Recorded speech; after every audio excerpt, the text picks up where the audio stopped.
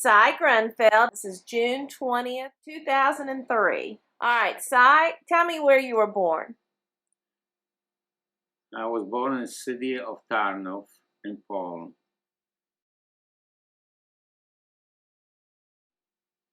My name was Szaja Grunfeld, Szgaa. I grew up with my mom and my grandfather. My mom was divorced when I was 1 year old.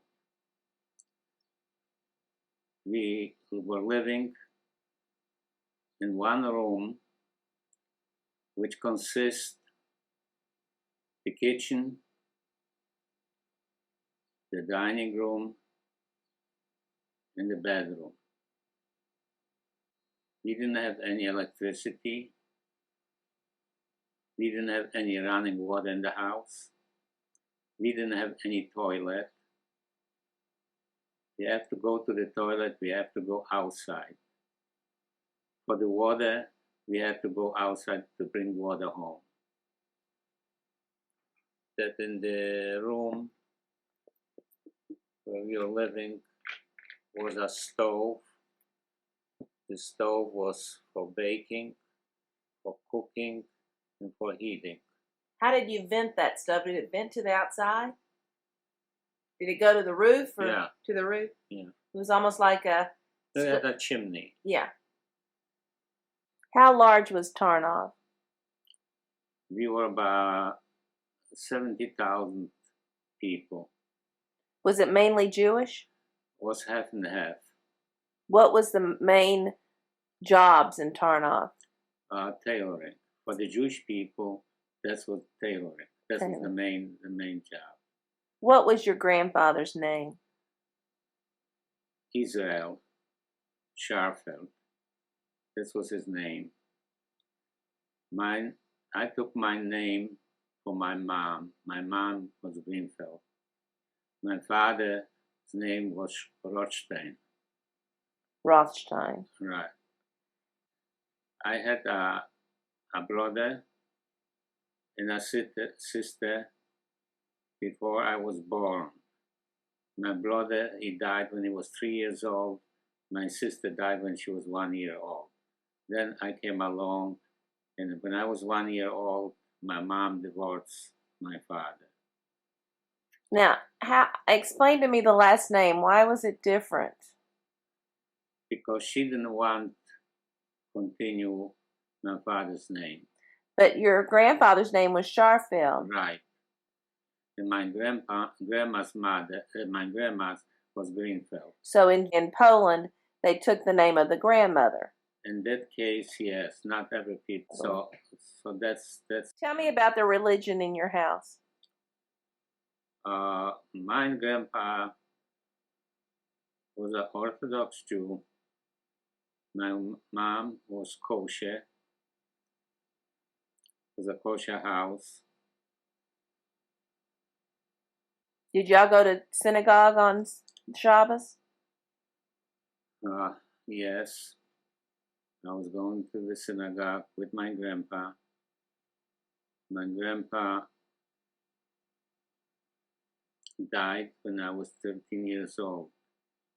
He didn't see a doctor. He was 90 years old when he died. He didn't see a doctor. He didn't see a dentist. He didn't see an eye doctor. He was going twice a day to this synagogue without glasses. He was walking a lot because we didn't have any other means of going from one place to the other. Let me start off by my youth. Okay. When I started going to school, I had to walk. Summer or winter, I had to walk to school because there was no transportation. Can you tell me the story about the project that you did? Yes. When I was in 5th grade, we had assignment to make a project, which I did with the help of a friend His father was working with wood, Right, a wood shop. a wood shop, and he helped me to get the material, and I finished it up, and I brought it What was it, son? a hockey Stick. stick. I brought it to school with me, with my name on it. I put it in the closet. So we had a closet over there where everybody put in his project. When comes the time when he took out the hockey stick and he called up a different name, and I got up, I said, "This is mine, I made it." The teacher got upset because he didn't trust me because I'm Jewish, and the other one, what he put on, he was a Catholic. So there was already anti-Semitism in Poland. Anti-Semitism was very, very strong over there. He put me on the bench and he gave me some spanking because he thought I'm lying, that the hockey stick was not mine. So this was the case. I was punished for it. And anti-Semitism was very, very strong in Poland. When we were going to the park, we had a park, a nice park, with exercise over there. So we used to go over there, but I couldn't go by myself. I had to go with some friends. Otherwise, I would be beaten up. That's the situation was when I was young and it started off. Anti-Semitism was already over there in Poland, very, very strong against the Jewish people. I'm going to jump back to when you were 13 years old. Yeah, and you lost your grandfather. Was that before or after your bar mitzvah? This was my grandfather passed just away a short period after the bar mitzvah. So he was there at your bar mitzvah? He was over there by the bar mitzvah. On the bar mitzvah, my mom made a sponge cake and a bottle of vodka. Mm-hmm. That's, I brought it with me to the synagogue, and that was the celebration. That's all. And you read from the Torah at that time? Yes. And going back, I was going also from school to a Haida. This is a Hebrew school. Then from over there, I was coming home. But the Christian, he had a religion inside the school. For us, we didn't have this. We had to go. So if you in your school they had Christian celebrations, right? But you had to go to Hebrew school to learn about Judaism. Right. Did you have cousins growing up in the city of Tarnow? Yes. I had the one is still survived. He is now in New Jersey. What's his name? Saul Harold. Well, his name was Shloime. Right, now it's Saul Harold. And the other one, I had the other cousin, he passed away. He was also in New York. What was his name? Mendel Greenfeld. Do you have any other living relatives now? The only one, as far as I know, is the only cousin in New Jersey. I don't know any other relatives. I might have, but I don't know anything about them. Okay. What was your thoughts? Did you like living in Tarnow? Did you know any difference? Was it pretty much okay growing up there? I was a happy child, even the circumstances as I mentioned it, what we were. Still, I had good friends. We were playing together, and I, I had a great mom. The only thing what to her was me. Whatever she could, she didn't buy anything for herself. She makes sure that I get warm clothes, that I got everything I need. Was it unusual back then for somebody to be divorced? No, it was not common. So it was thing. It unusual. was unusual. The reason, what I understood, he was extremely jealous of my mom. She couldn't take it any longer. She had to let it go.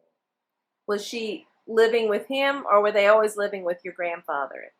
Or did she go to your grandfather after the divorce? After the divorce, I didn't ask any question where they were living. You don't remember anything of that? No, because I was 1 year old. Right. I wouldn't know anything. And tell me about after your bar mitzvah. What were you planning to do?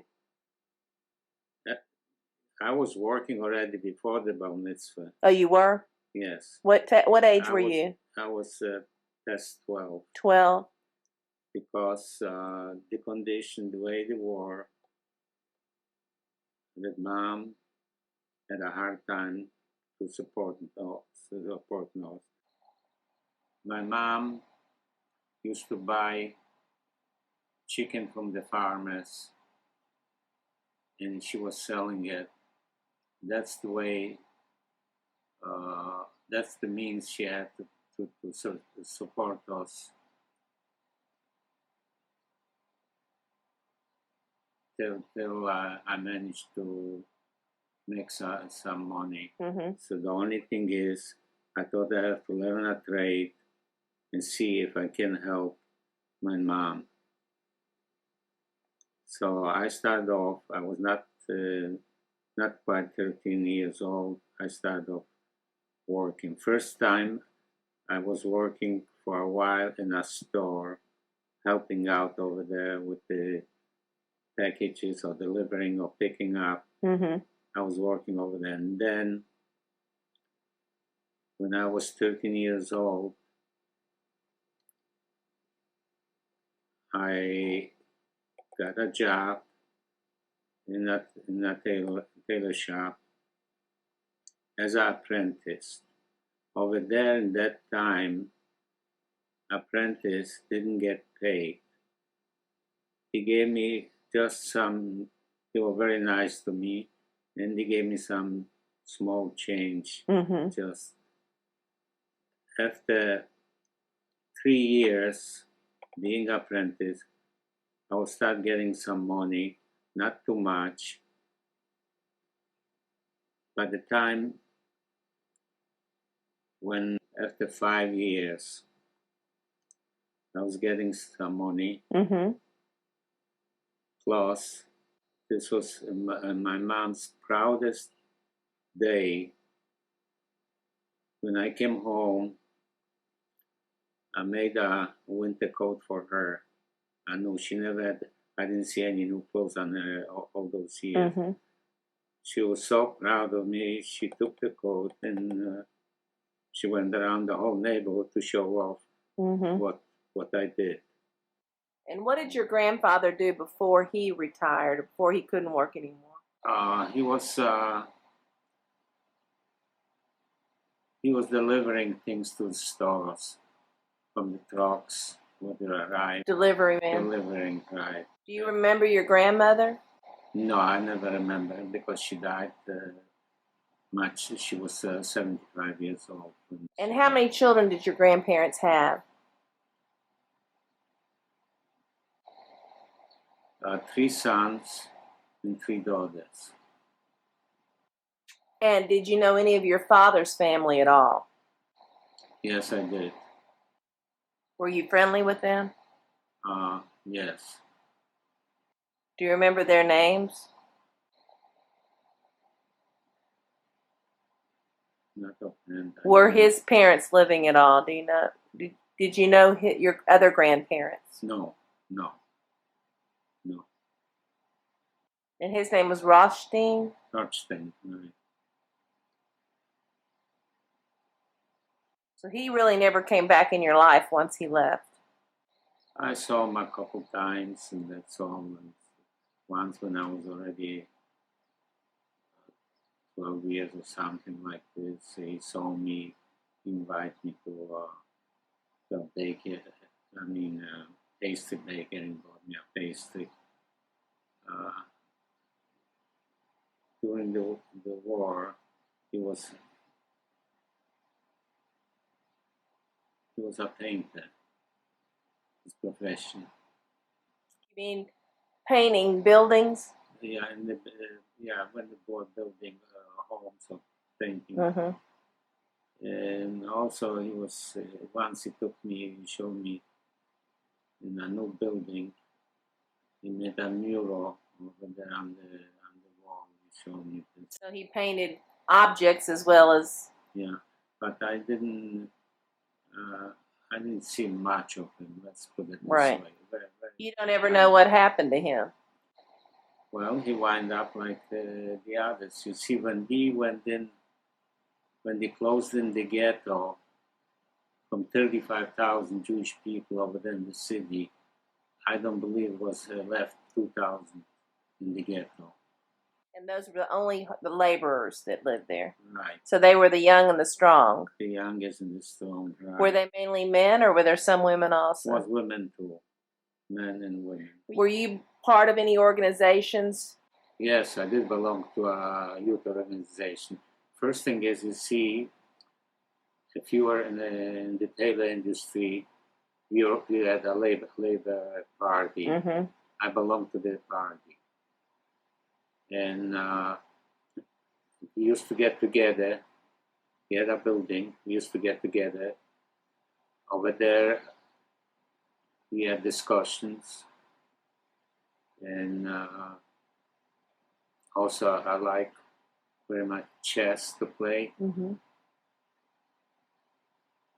Did these turn political as the war was coming? Pardon? Did this turn political, this group? Well, we were political. You yes, were? Yes. What type of politics? Was it religious? Was it? It was not a religious, no. It was not a religious organization. This was the Labour Party. They called themselves the Bund. And was it all Jewish? It was Jewish. And then you're also, you had a Christian socialist organization, which in that time he helped against anti-Semitism. If you want to do something against stores, he stood up and helped us. How about Zionism? Were they Zionists at all? He had quite a few Zionist organizations over there too. City, we had the Linke Koalition. They had 3 different organizations. Were you involved in any of those? No, I was not. I was involved with the Labour Party. After your bar mitzvah and your grandfather died, would you say that you really didn't practice your religion after that? After this, no, I did not. No. You basically went to work. I went to work, yes. No more education either? No. So after 13... The only thing is, we had a library over there. Mm-hmm. And I was going to meetings. I was listening to speakers. And that's... You taught yourself. Much what I acquire is after the school. Right. Then, in September, the German marched in.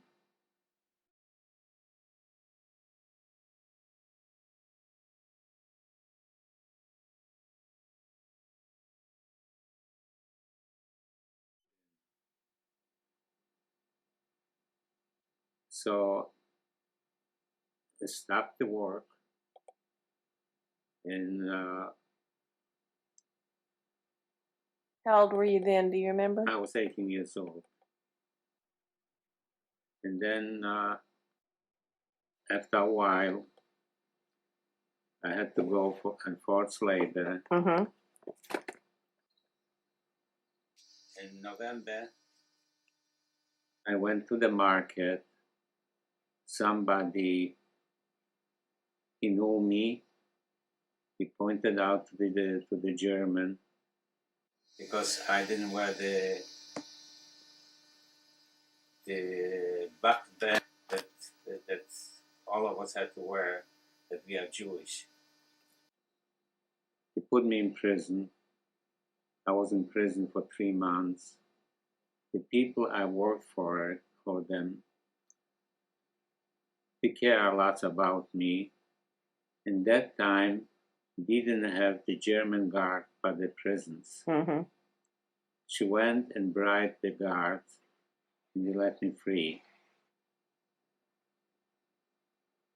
And I was working over there. Then I went back to, I was working on the railroad. This was in 1940. A German Gestapo, a young, handsome guy, tall, young, good looking. He approached a 16-year-old young girl. She was blonde, beautiful. She was a neighbor of mine. And he asked her for a date. She told him that he's Jewish, that she's Jewish. Mm-hmm. He took out a pistol and killed her on the spot. The only thing he complained, that she made his boot dirty because the blood came out. Did you see this? Yes. Mm. Was done in front of everybody. It's right at the beginning of the war, right? When the Germans came in. Right. Because at that time she didn't wear yet the armband, you know. Right. So he saw a young, beautiful, blonde girl. Did you have to wear an armband? Later, yes, we had to wear an armband.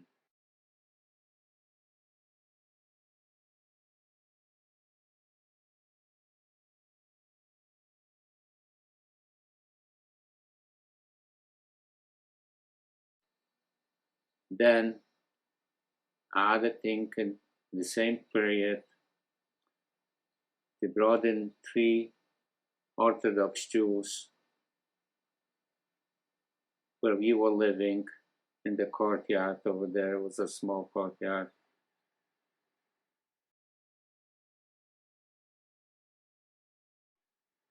And he told them to kneel down and pray to God to see if the bullets go miss them. So they went and they kneeled down. You know what's happened. Mm-hmm. They killed them right on the spot. From the railroad in 1940, he sent me to Pustkow. This was over there. The building was not yet a closed-in camp. They were building a new camp.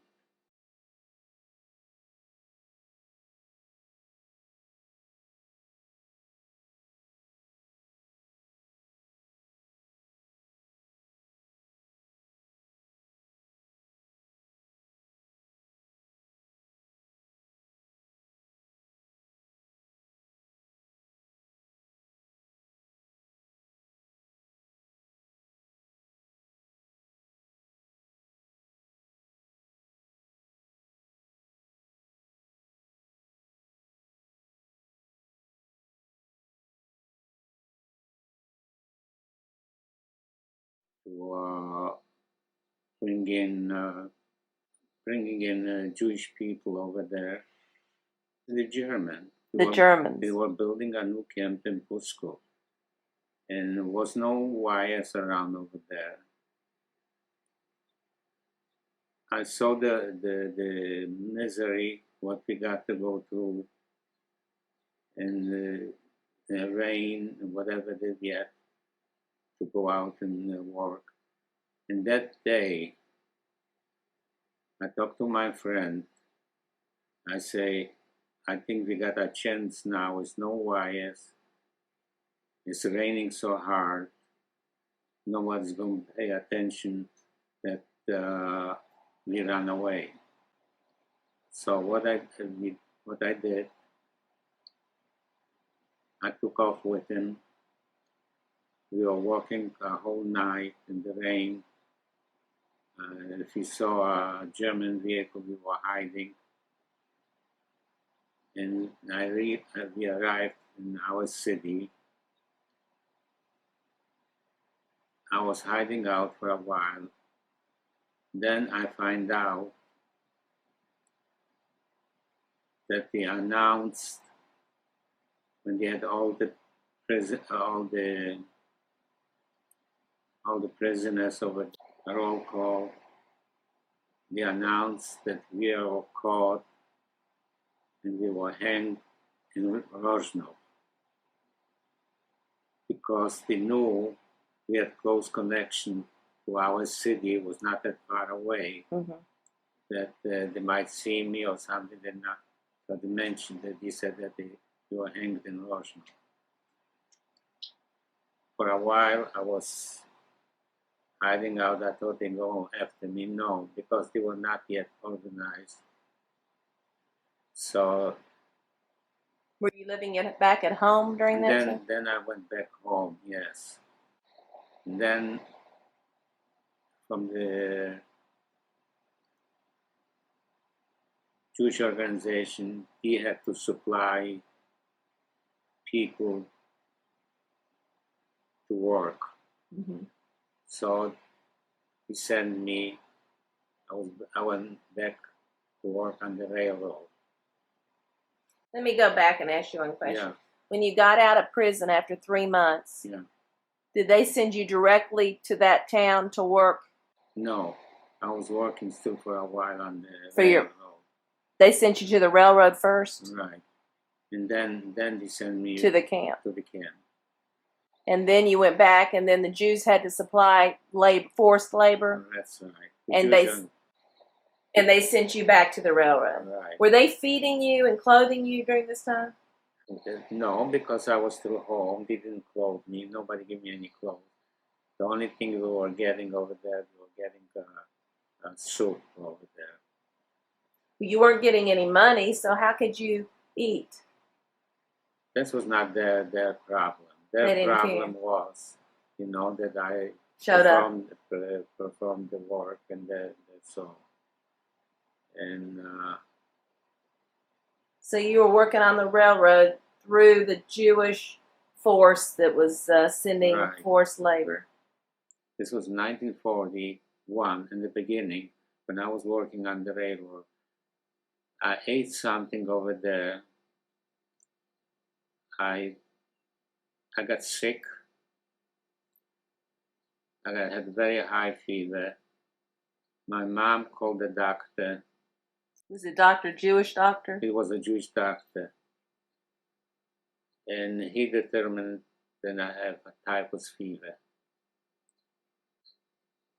So he told Mom not to say to anybody, because everybody around over there is going to be wiped out. Right. I was in a condition with this fever, according to Mom, for 3 weeks. I didn't know anything what's happened to me. I was completely out. After 3 weeks, I just barely start getting some fluid in me. He sent in a German why I didn't show up for work. You want to know? So my mom told me that I had a very bad cold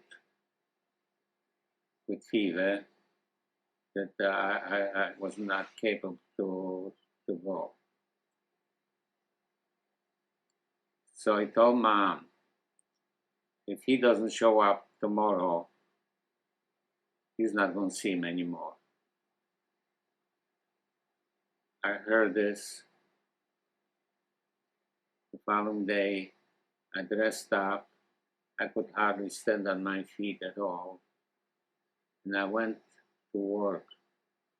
I couldn't hold the shovel.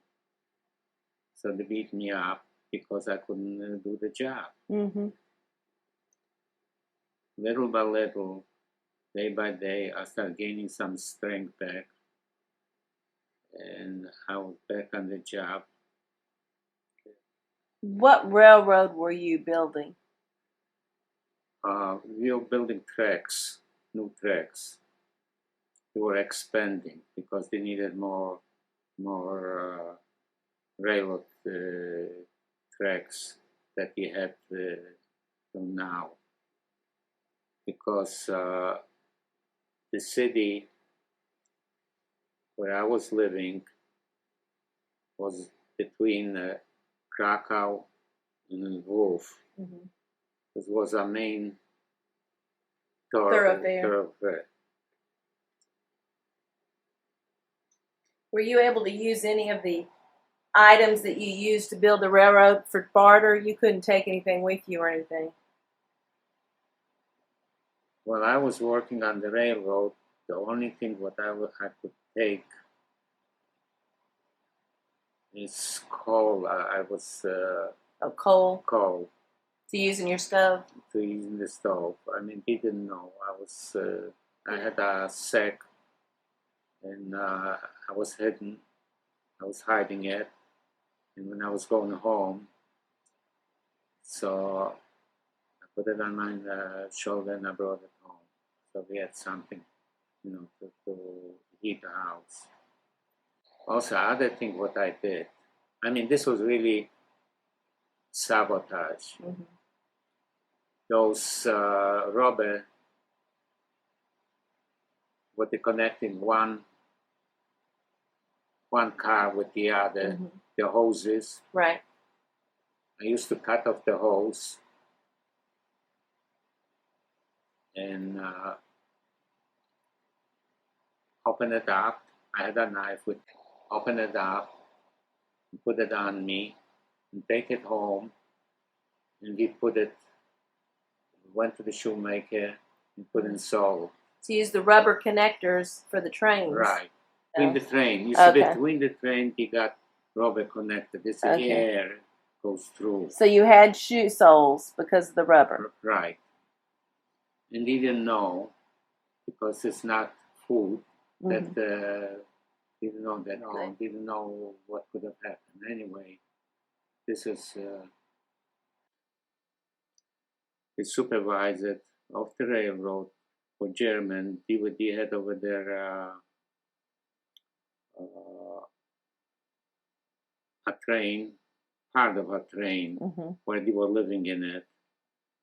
And once in a while, he looked out. If there's no SS around, call me over and give me some bread. The German. So there were some nice people that were in charge that were not the police. Not all the Germans. No, I never condemn. I cannot condemn a whole nation. Yes. And then I worked over there, 1941.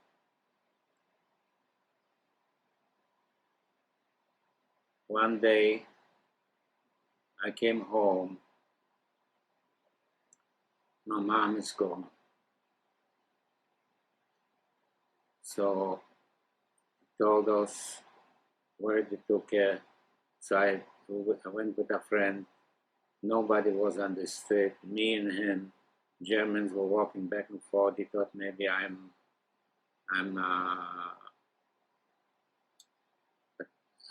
traitor to the Jewish people or something like this. That didn't bother me. We went out to the place over there. Didn't let me close. I want to see still my mom for the first time. You knew that they had taken her to kill her? I didn't see her anymore. How old was she then? She was then between 43 and 44 years old.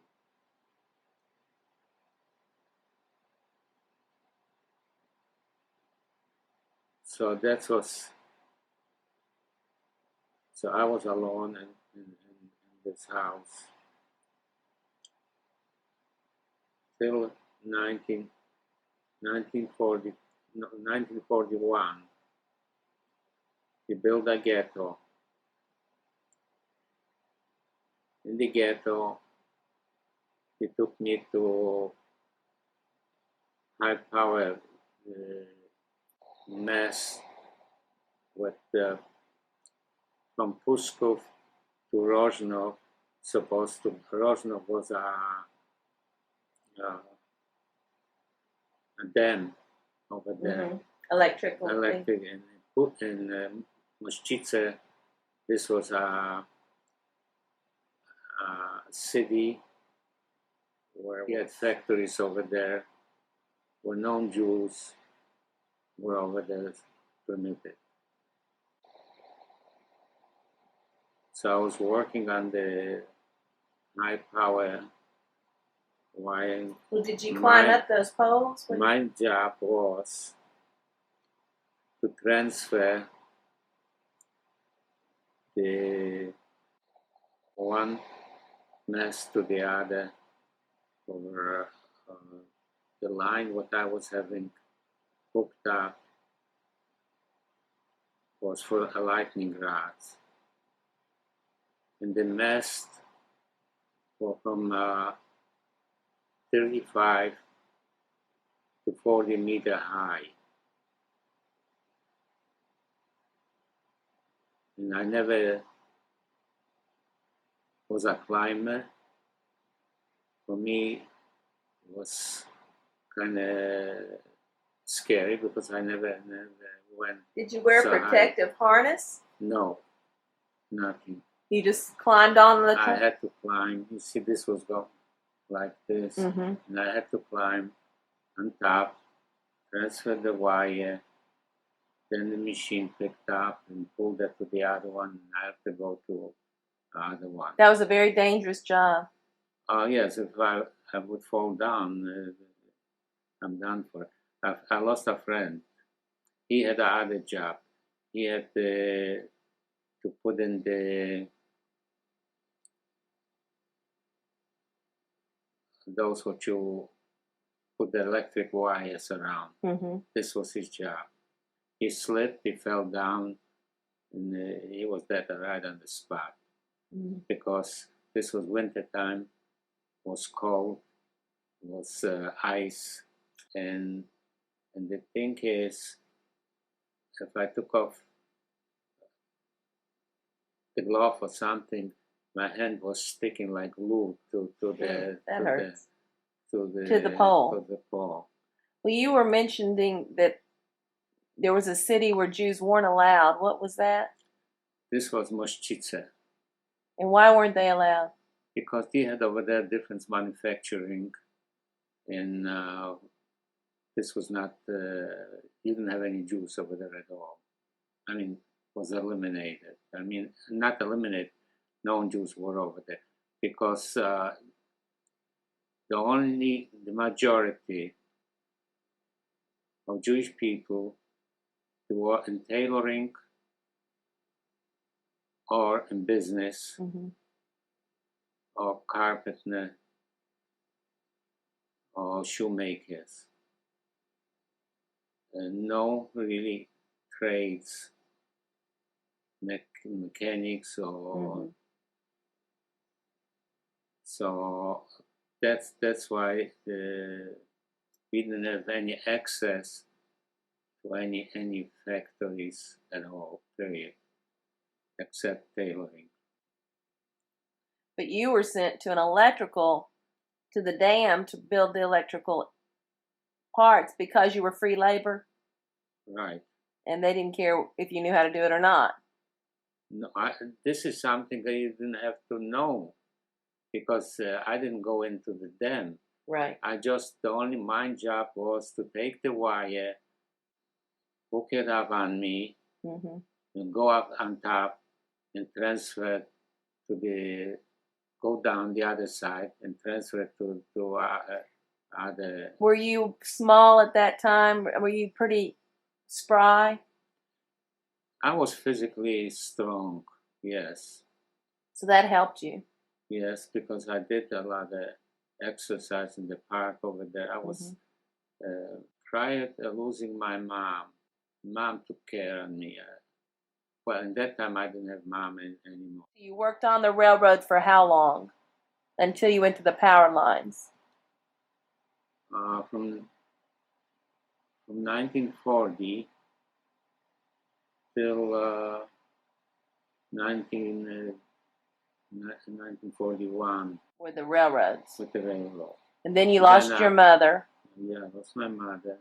And then I worked on the power line. But then I was already in a ghetto. They had already in the ghetto was near Tarnow? The ghetto was in the same city. Same city. The only thing of what he done, they eliminated the majority of the people. And the only one, what they were in ghetto over there. With the workers. People, what they working. Right. And difference. Then they had also a tailor shop. I was working also in a tailor shop. And this was all unpaid labor?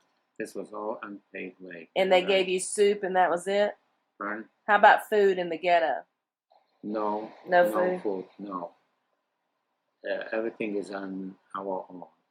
When I was working on the high power mast, I used to bring some stuff what I had left over from mom, and I traded for food. So her items, after she had gone, you put them to use? Yeah. That must have made you feel sad. Pardon? It must have been sad. Well, I didn't have no other means to support myself. I know. Or the others the same way, whatever they could, to something to eat. This was in 1942 when I was in the ghetto. I went back to the house where I was living, and the landlady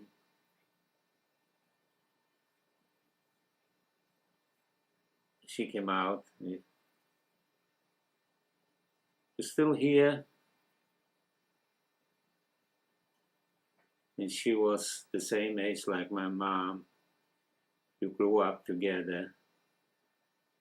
And that's the sentiment was of the Polish people. And she meant, are you still alive? Right. She was so proud.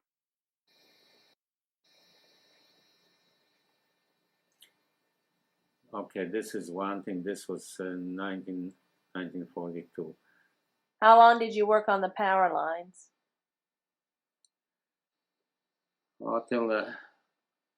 Till middle of but almost at the end of 42. I worked on the power line.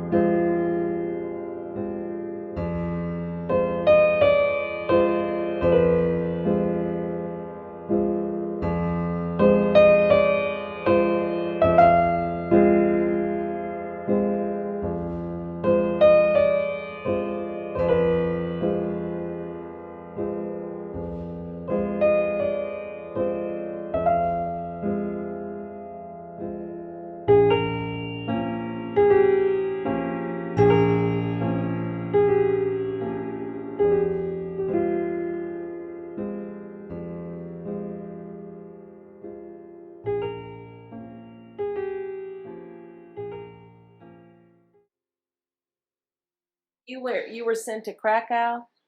Then he sent in 1942, he sent to Krakow, to Plaszow. This is the concentration camp where Schindler's List was made. That's the Schindler's List Right. concentration camp.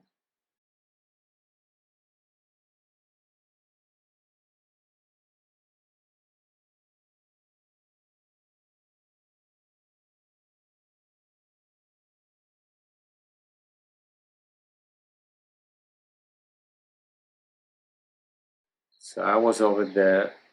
I was working in a tailor shop for the German uniforms.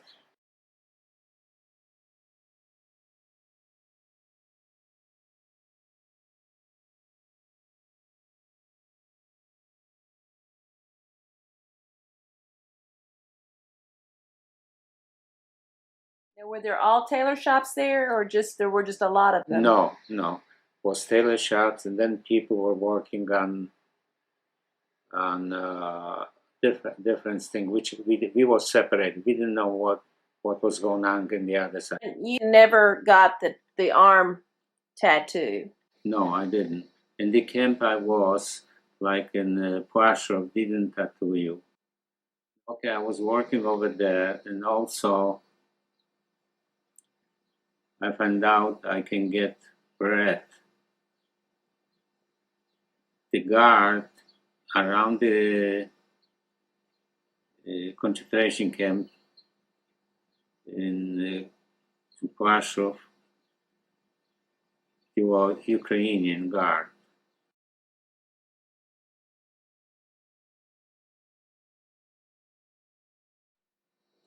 I find out you can deal with them.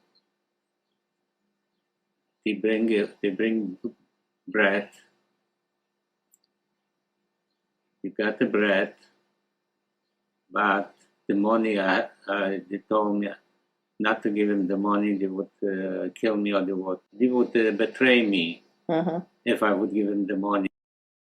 I didn't want to give him the money because it was too dangerous to give him the money. Then I wouldn't get the bread. I got you. So what we did, we got the bread first. The following night, I went to the wire at the same time and give him the money. That was protection. Right. Then one night, me and a friend,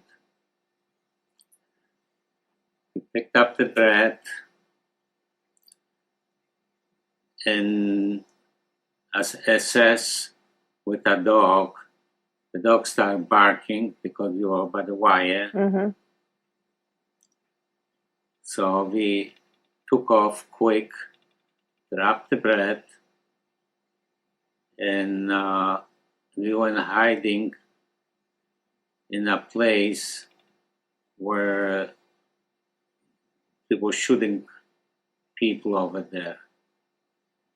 Dead people? That, yeah. You were with dead people? Yes, I was hiding in between, and they didn't catch us.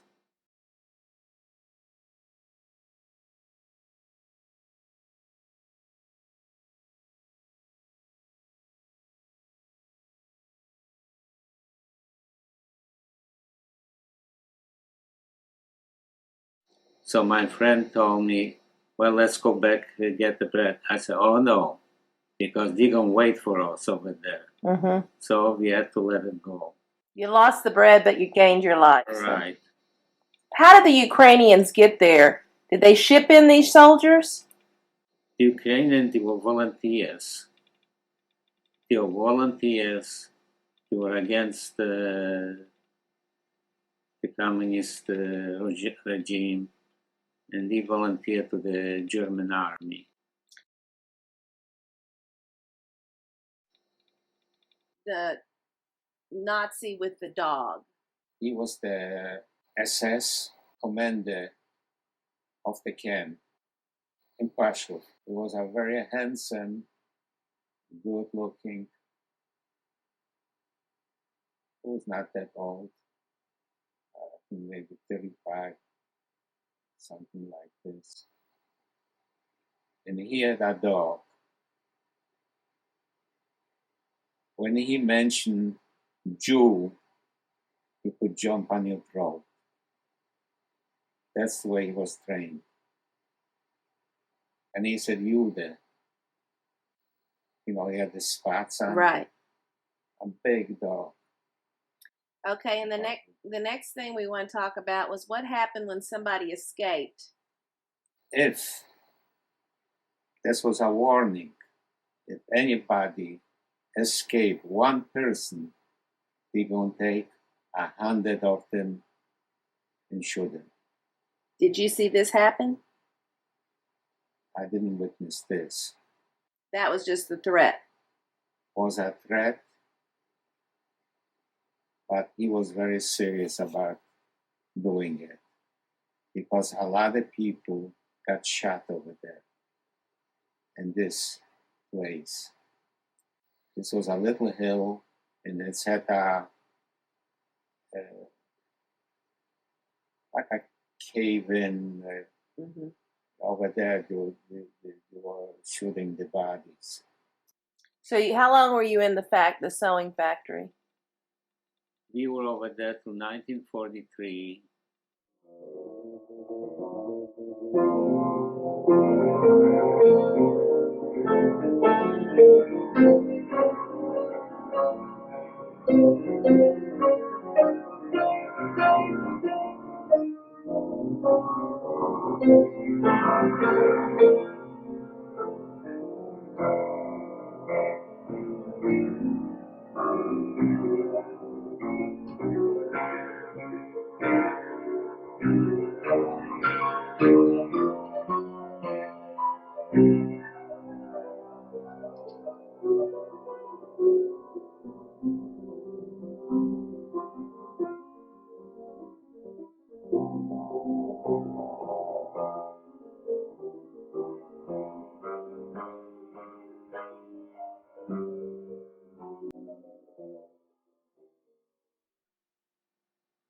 In 1943, they shipped us to Gross-Rosen.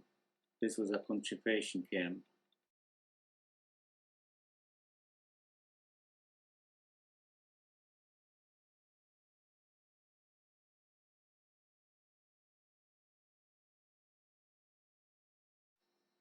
For the first time, we saw a crematorium because in Plaszow they didn't have any crematorium. They were shooting the people over there, but I mentioned it. Over there, there was a little a pit and a little a fountain, you know, and there was a pit over there, where they were shooting the people. Is that where you were hiding that time You're right. You did the bread? Right. So there was a crematorium in the new concentration camp. This was in Germany. Did you know that there were crematoriums? Were y'all already hearing what was going on everywhere? But we didn't know much. We didn't know anything about it. When I was in Plaszow, I didn't know anything about the crematorium. When we arrived, this was in Germany, in Gross-Rosen. Over there was a special camp for political prisoners, which, what I understood, nobody got, well guarded over there because political and also people were against the German Reich. So we were over there, but we had to go through a cleanup job over there. We call that enlousing, to clean up. Delicing, yeah. So they cleaned us up. Why did they send you? Do you know why they sent you? Where? From the one camp to the next? Well, they sent us over there for temporary.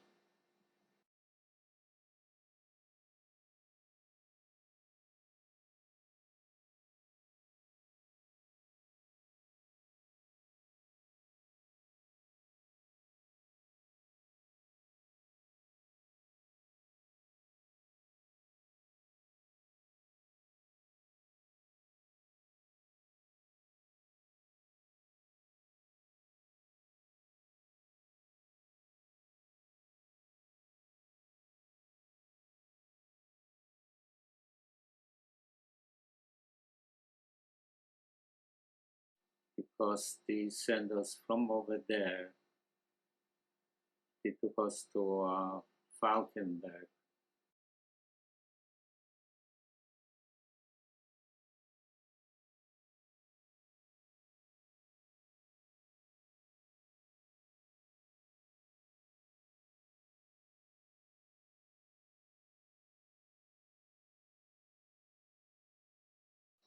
This was other camp. I didn't have any crematorium over there in Falkenberg. I was over there working also on a railroad to unload things to the camp. We were getting over there food. Mm-hmm. And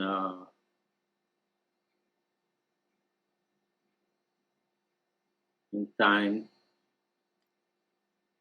to supplement, once they send on the train a box of nail. So we took the box of nail, was over there a warehouse. He was a German. He was going around proudly with his swastika. Mm-hmm. He was the owner of this warehouse. He was supplying to the people over there wood, hay and grain. So what we did, we decided, me and a friend, I said, let's take this box and hide it under the hay, because he was outside. Mm-hmm. He pretended he didn't see anything. And then the following day, we found bread over there under the thing. So you traded the nails for the bread. But that is not the whole story. The thing is, the SS called up if they received the whole shipment, whatever was shipped over there for the building the barracks, what they need. He said, no, we didn't get any nails. Supposed to come a box with nails. So the SS came over, started interviewing not us, interviewing the people on the railroad over there, checking, looking where because they didn't think about that we gonna take nails. What we gonna do with nails? We're not gonna eat any with the food. Right. Yes, they figured that's they couldn't figure out. They were running around like crazy. They couldn't figure out where the nail disappeared. Then a couple of weeks later was coming tar paper. He took some tar paper, did the same trick, and put it on the. So you're trading with the owner of the right that owns from the warehouse. So we had a little bit extra bread. Some from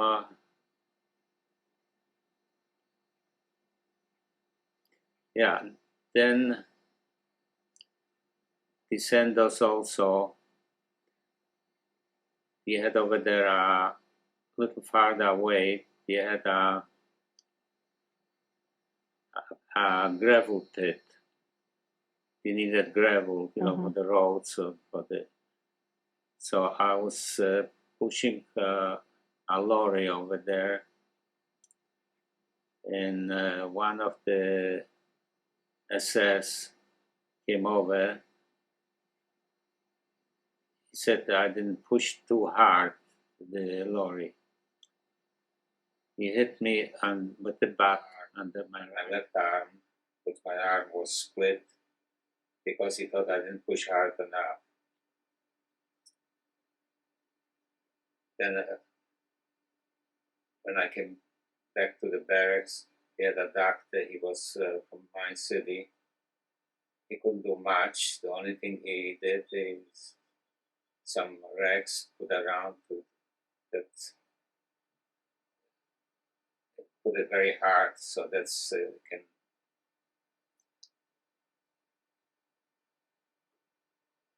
Was it broken? Yes. I almost broke That's splint. So then one day I was hiding in the barrack. I couldn't go because the pain was.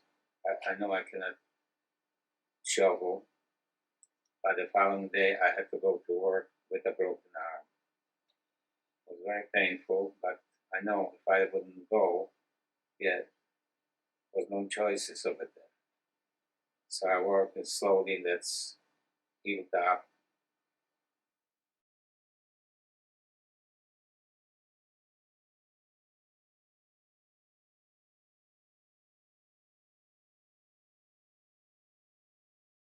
From Falkenberg, we had to march to another camp because the Russian was closing in on this part of Germany. So we marched a whole day. We came to a lot of people couldn't make it. Then we were over there laying in a barn with the other people from the camp. Then we had to march again to a railway station. And they put us on a train. And in the train, I was with other friends, with other prisoners, in an open box car. This was winter time already. They called. Why were they moving you? Because the Russians were closing in. This was 1944, and this was already in the beginning of 1945. So we passed by Czechoslovakia. The train stopped. The people came out. They saw the condition we were in. They tried to bring some bread. The guard didn't let us close. So they were throwing the bread into the train. Pieces of bread. Mm-hmm. I caught a piece of bread and I shared it with a friend. He couldn't get up. So by the end of the train ride to Ebensee, Austria, from both camps, we were over 2,000 people. The majority were dead. The camp name was Ebensee.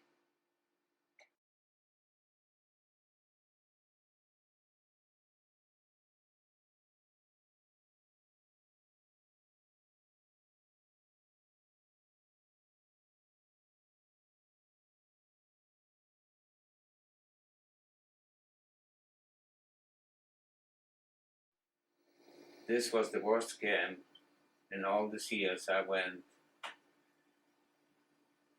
Was in the beginning was a shortage of food over there, but within 2 months, food was less and less. And I was working over there. Stolnia, they called this. It was underground for that the bombs from England, English or American bomb cannot reach it. Were building over there, try to build underground factories. So I worked over there. It was very, very cold. This was in Austria in winter time.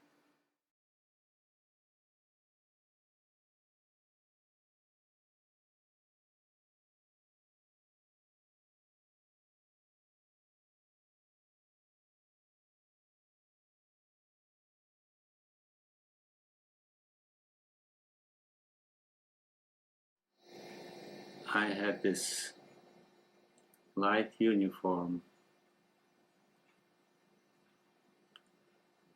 I don't know how we survived, those who survived. It was bitter cold over there, and I didn't catch a cold. Did you have shoes? I had the shoes, yeah. But you know, those light things. What we were doing, we were taking some paper, put around, just to keep some insulation. Some insulation. Were there women there also, or just men? Over then, that camp was just men, no women. I mean, the situation was very bad. There was no food, and we had to go over there to work. We were barely walking.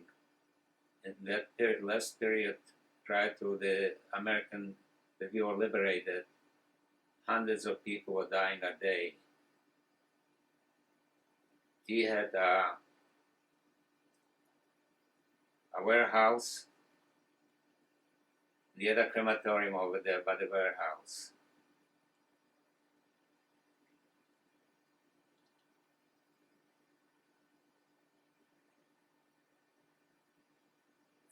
The warehouse was stacking bodies, one on top of another. It was a very huge warehouse. There were hundreds of bodies over there because the crematorium, they were working 24 hours. They couldn't absorb so many people. And by the end, was no grass over there, was nothing. They were even cold, had some soft parts in it. Anything we could find, a piece of bark, we put in our mouth. The food over there, if you were lucky, you had in the soup, a piece of potato peel, you were lucky. There was no food. Very, very little. A tiny piece of bread we were getting, and that's all. One morning was the appeal. That means we had to get up. You counted. I was with a friend since my city from Tarnow. He was a friend of mine. We were together all this way till Austria. His first name was Jan in Yiddish.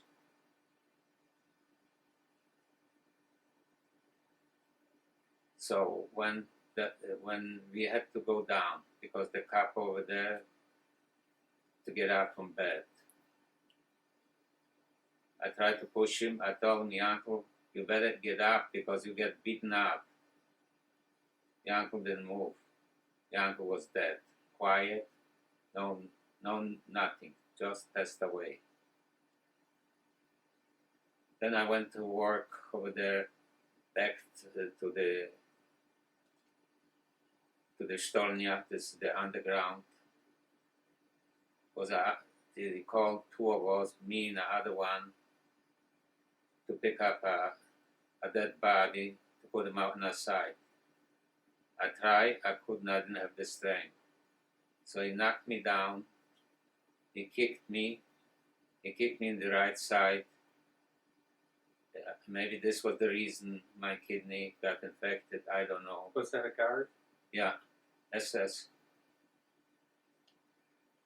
And he knocked me out a couple teeth.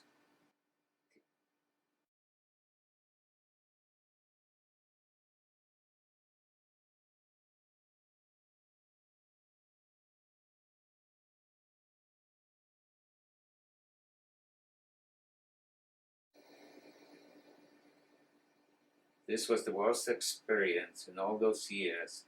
In this short few months I was over there in Ebensee. I never saw so many bodies over there. People were falling, and they were walking around camp like zombies. We didn't know what's going on. I'm talking from my own experience. We didn't care. The only thing we were looking if we can find something to put in our mouth. A day before the liberation, one couple, he was working with the Germans. Mm-hmm.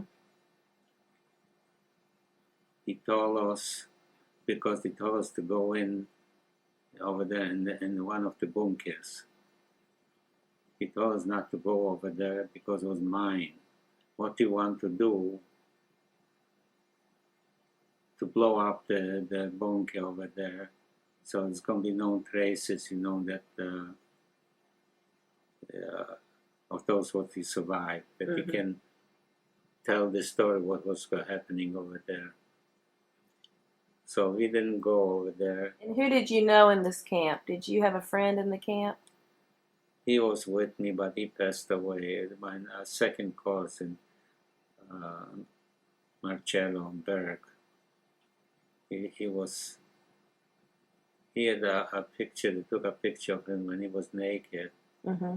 Julia destroyed it because she couldn't.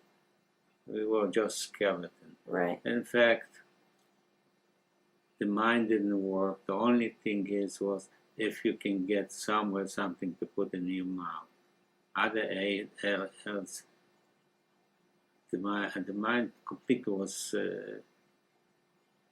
nothing else concentrating. Just the only thing is how to get something to put in your mouth.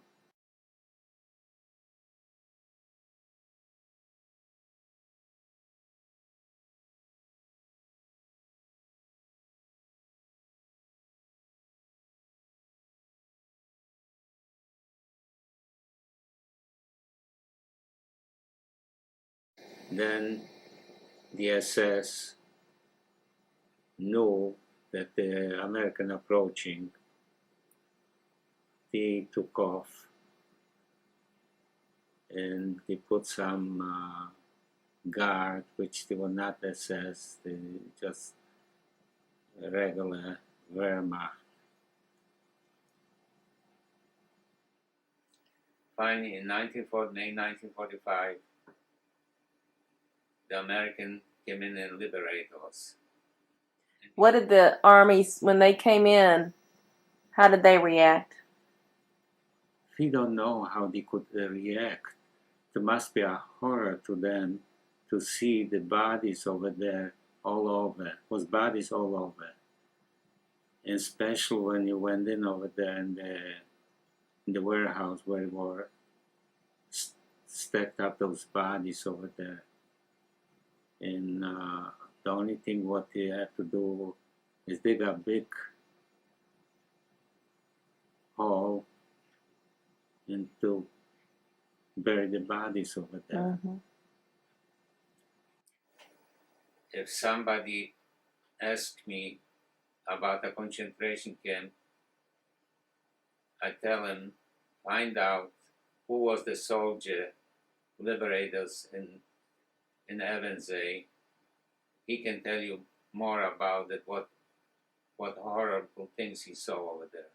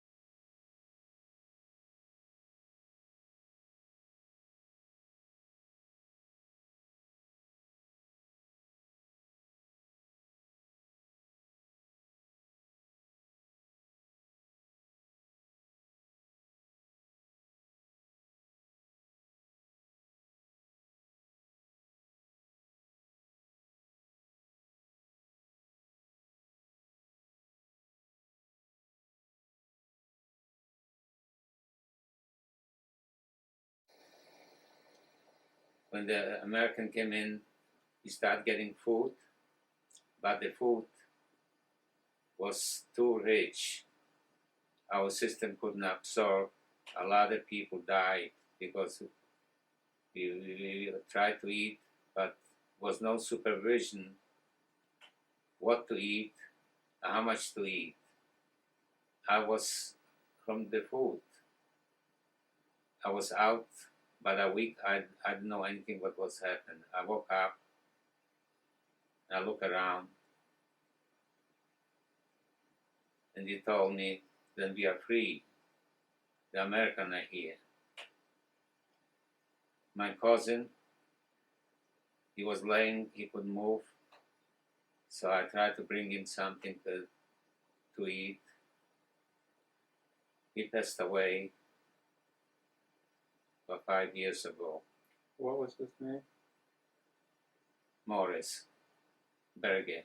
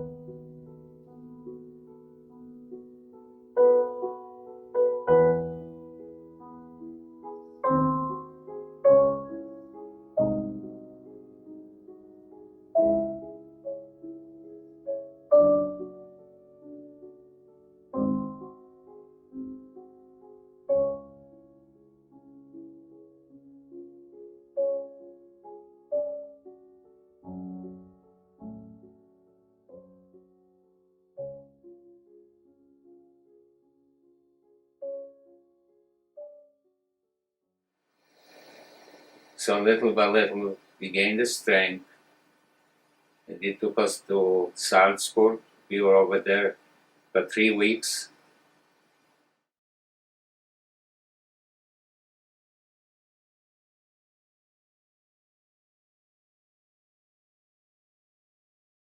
They gave us food. They had nurses, they had doctors. They tried to help as much as possible to get back on our feet. From there, they took us on trucks, military trucks, because the railroads were destroyed.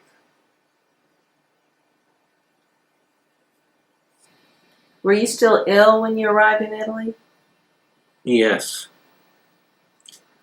When we arrived in Italy, it took us, the first thing is we went through Milan, first Torino, Milan. We passed the border from Austria to Italy. The people over there, they're so way we look, the condition, whatever they had very little themselves, whatever they could, they bought bread and fruits. And the first time, all those years, I thought still some humanity is left in the world. From over there, we traveled to Milan. Over there we were for a while. And from Milan, they took us to Rome. And they put us over there in the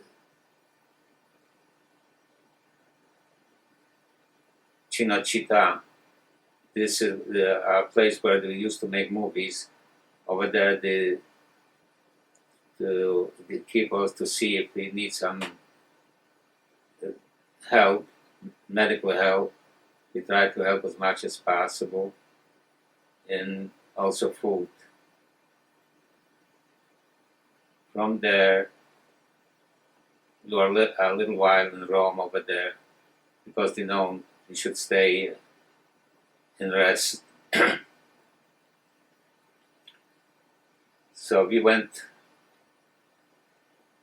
to see the Vatican. The Pope came down, we were a group, he came down, he blessed us.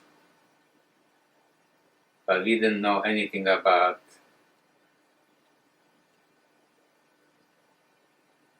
this Pope in particular. Then later we find out that he was no help to the Jewish people in Rome. From Rome, we went to Bagnoli. This is in the south. This is facing Greece. We were over there. Also, we were getting the meals over there. We had a place where to sleep. And also they invite us to have a drink. I had one glass of wine and I couldn't walk anymore. I was drunk. And they were laughing that from one glass of wine that I was drunk.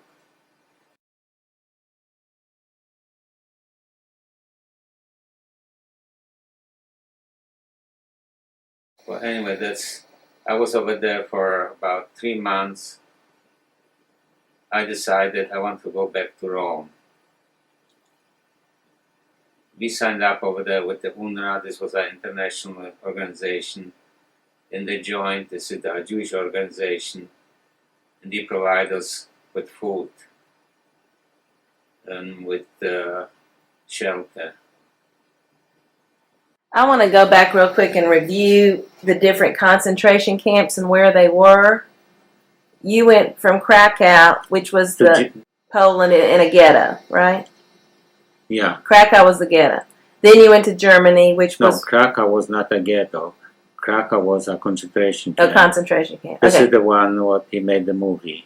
Okay, that was Schindler's List, the same place. Right. Is that a major... concentration camp? Mm-hmm. This was a major concentration What's the name of that one? Plaszow. Prussia. All right, from there, where did you go? To Germany, to Falkenberg. And is that in a concentration camp, or was that its own concentration camp? This was also a camp. They didn't have any crematorium over there. Okay. And then from Falkenberg? From Falkenberg, we went to Ebensee. This is Austria. Okay. Over there, they had a crematorium. This is the second time I saw a crematorium. One was in Gross-Rosen, but we didn't stay too long over there. Mm-hmm. My people died over there, so I don't know. But in I know when Steve says if you were in a concentration camp, he says you were in Mauthausen. What was that? Ebensee did belong to Mauthausen. This is a subdivision because they were building over there underground, under the mountain, those big bunkers to protect, to put in factories over there to protect from bombing. From the bombing. Okay. As the war was drawing to an end, and how did you know that the war was drawing to an end? Could you tell, or did you have a way of knowing what was going on? I know when we were liberated. I know that the soldiers, the American soldiers, that we were liberated by the American soldiers. We know that we were free, but still we were walking around. Still took quite a while to regain that some spark of life.